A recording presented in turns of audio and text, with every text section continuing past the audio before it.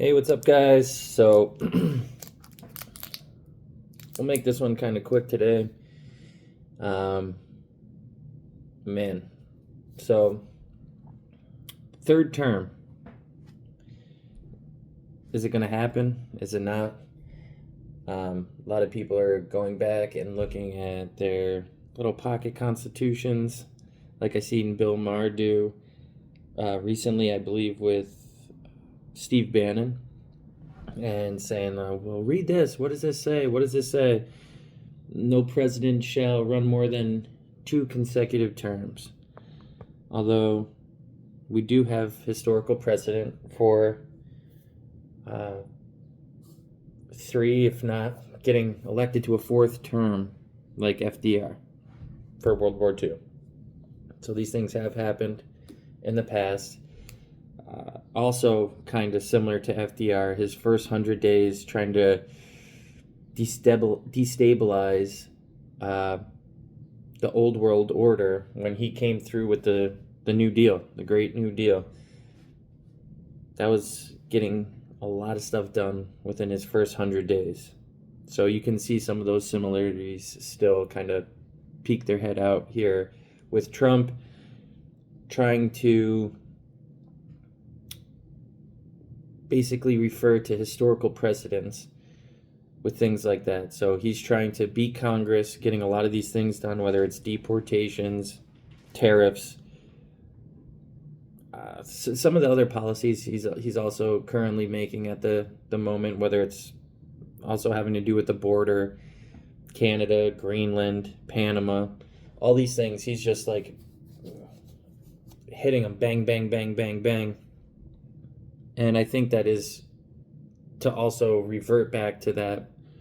Hit them quick, first 100 days, get all this stuff done, so Congress essentially doesn't bog you down throughout the rest of your term. So that's something to look forward to, look at, see if you see any of those similarities as well. Just times are absolutely crazy. Hold on a second.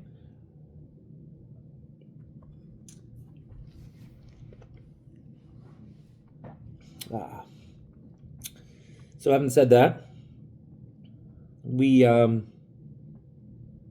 are we in war right now? They say it's a trade war. It's this, it's that.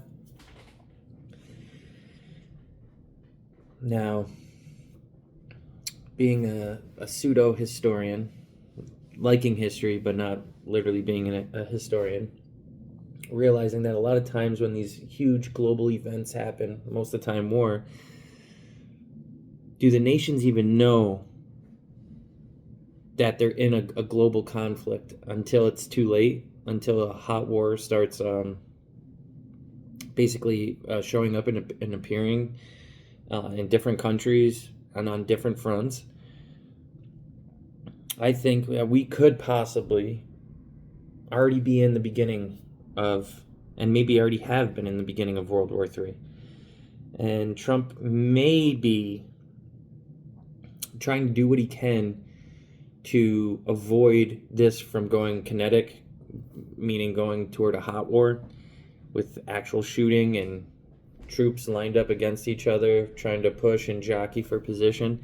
I think he's doing what he can to maybe flex our financial might before it gets to that point.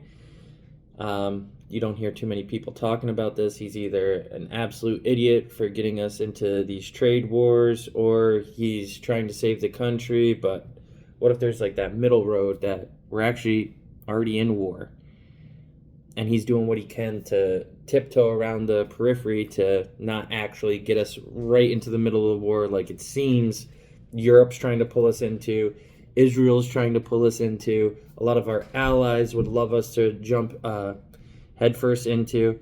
Is this why he's kind of distancing himself from our European counterparts for the past 80 years that we've been toe-to-toe with and seeing eye to eye with on a lot of these issues? I'm not quite sure. So this is something we should all kind of look for, keep an eye out on, and be honest with yourselves when discussing this or actually looking at global events instead of just looking at one side of the aisle How about we actually try to listen to a little bit of both sides and see what the overlapping areas of those arguments are? And that's usually kind of where the truth lies. It's not necessarily black or white, it's that gray, it's that area in the middle. So keep that in mind as we move forward here, because it's very possible. It's very possible that World War III has already started.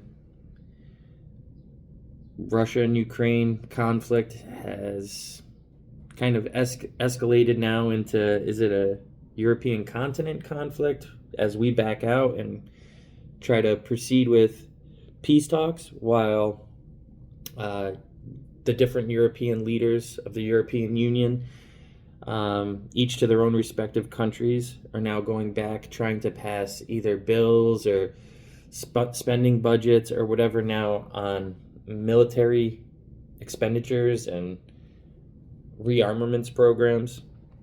Certain countries like Germany, who just passed a bill, I believe, that was for $500 billion. So $500 billion. Germany just kind of woke up. Volkswagen is ready to convert some of their factories into tank manufacturing facilities, possibly. We're obviously trying to battle with the Chinese right now to get some pharmaceutical plants and things like that coming back to the United States. All these things should be writing on the wall for people. And it seems like the pendulum keeps swinging in these similar directions every time a huge world conflict happens. So those are some of the things to kind of be aware of and look out for moving forward. I wouldn't throw past Trump and the MAGA movement to push for a third term. I also wouldn't push past the idea that we could possibly already be in a global conflict, and it's taking shape in the form of a tariff or a trade war, which obviously I think for most people it's disheartening seeing your stocks holdings, and you're losing financial power. And that, of course nobody likes to see that, and nobody wants to have to deal with those realities. But the truth remains, would you rather try to duke it out and use our financial might to get what we want on the world stage, or would you rather lose your son or daughter, or multiple sons, multiple family members, nephews, nieces, cousins, uncles, fathers? Would we rather lose them or lose a couple dollars? Because this is a question we should be asking ourselves, in all honesty, that if we are at war, would you rather just see boots on the ground right now and maximize losses, or should we continue our first two successful World War campaigns and stay out of the fighting for as long as possible? Try to flex economic and industrial power globally and see where that lands us.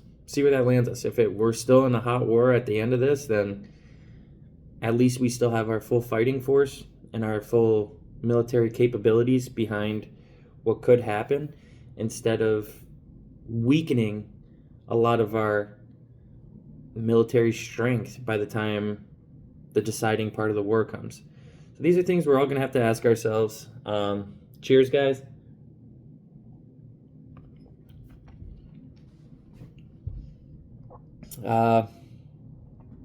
It's time to pray.